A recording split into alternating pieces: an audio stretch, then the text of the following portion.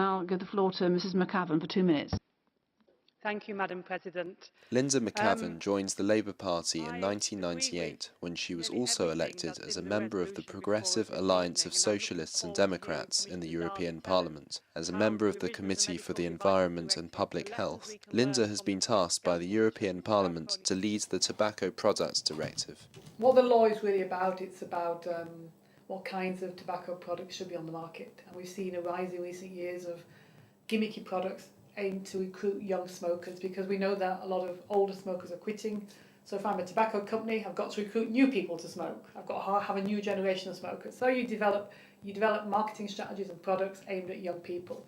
Some of those products I think shouldn't be allowed. We've got little pink packages which look like lipstick aimed at recruiting young girls into smoking.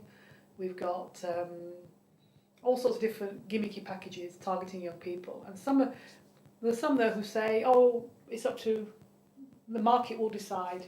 If people want to buy them, they should be able to buy them. So we've got free marketeers who think that. But my view is we're not talking about adults here. We know that most people start smoking before their 18th birthday. Cancer Research UK did research which showed they're particularly attracted by these gimmicky products, which is why a lot of money is spent by the tobacco industry developing them and why they're spending an awful lot of money trying to block this new law from coming into being. A further element to the directive is that of regulating the sales of electronic cigarettes. A week before the final vote in Parliament, Linda spoke to members of the press who were seeking further information ahead of the big decision. Heavy smokers tell me they help them quit. Will they still be quit in 5 years? I don't know. Will we see the number of people quitting nicotine addiction entirely going down because of it? The other question. Some people quit altogether. Are they a quit route or are they a new addiction that people will have? What is the priority here? The priority is that the products on the market are safe, that they work, and that they're not affect public health. That is the priority. The priority is not whether they're big, small company. The priority for us is that they're safe on the market. That if you use them, they're safe. And if they are supposed to help you quit, they won't work unless they've got nicotine in them and if they give it a certain way. Otherwise, we see people buy something, they think they're going to help them cut down, but they don't help them cut down because they haven't got the right, they're not properly, people don't know what's in them. So there's lots of issues with them. How are you going to explain to consumers that the European Parliament is restricting access to a certain product which is, according to scientists, definitely less damaging than... Why are we restricting access to it? Well, because, you're putting these thresholds and... we're not putting a threshold. Or barriers, No, we're not. The barrier is simply that by 2016, the companies who manufacture the products has to go to a regulator and say, my product contains these substances, it does this, and that it therefore meets a certain standard. We wouldn't put other products on the market, which people are going to inhale, which without some proper regulatory framework. And that's what we're asking. And so for the final vote at the European Parliament in Strasbourg, where all full plenary sessions have taken place in recent months.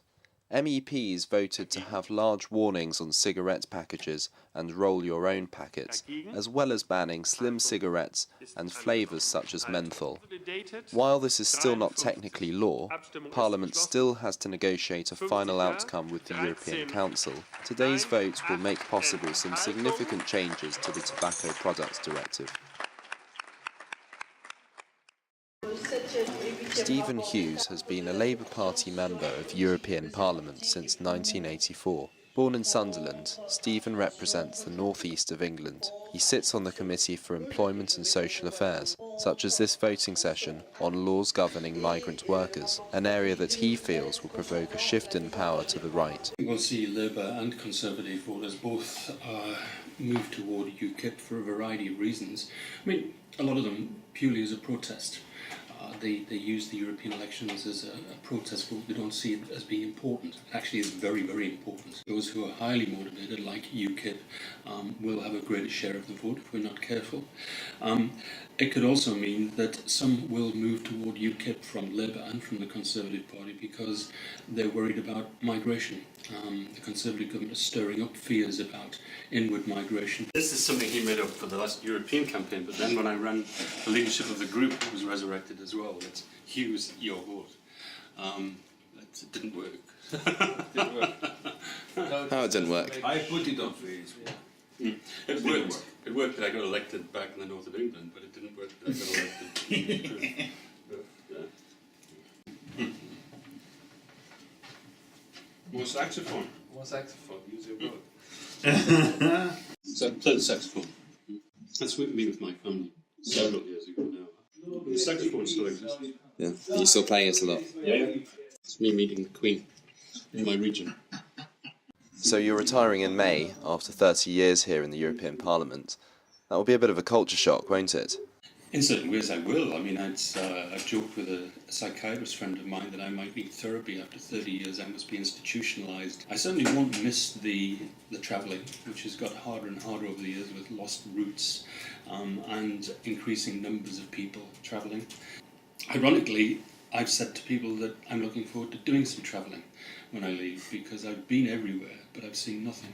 I've been to, I think, practically every capital in the European Union now, but I've seen from the back of a taxi heading in from the airport to a meeting room, and then from the meeting room back to the hotel, and from the hotel in a taxi out to the airport. So I don't actually know these places.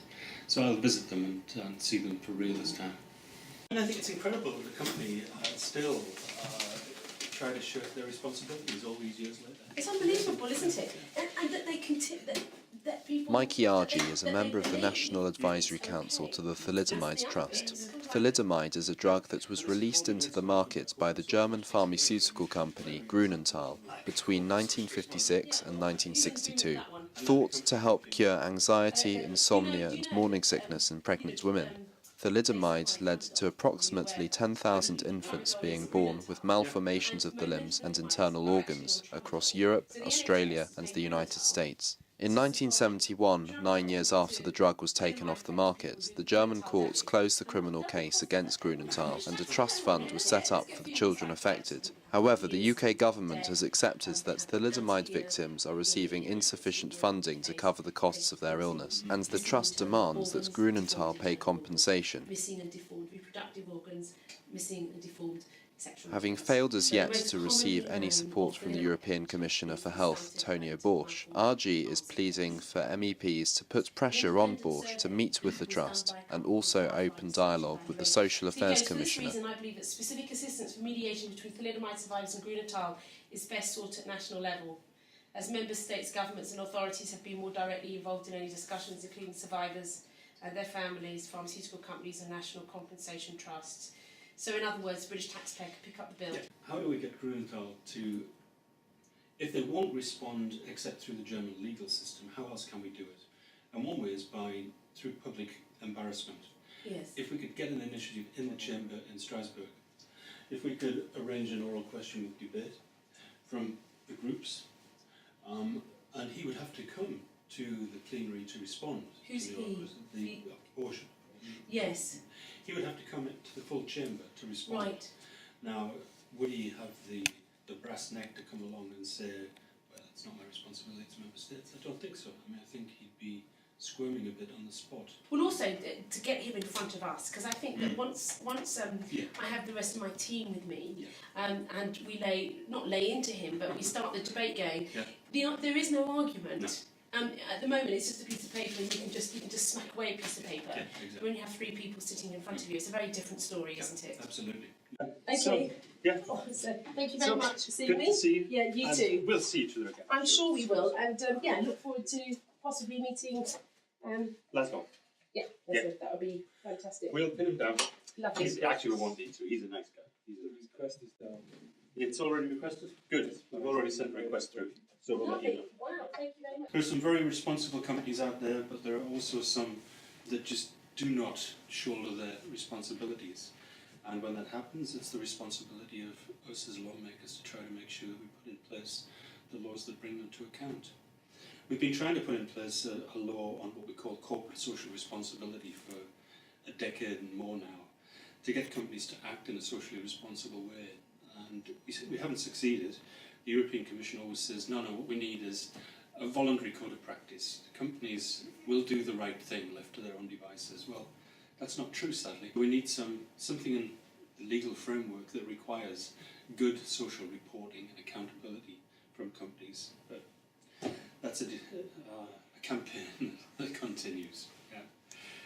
Maybe we'll win in the end.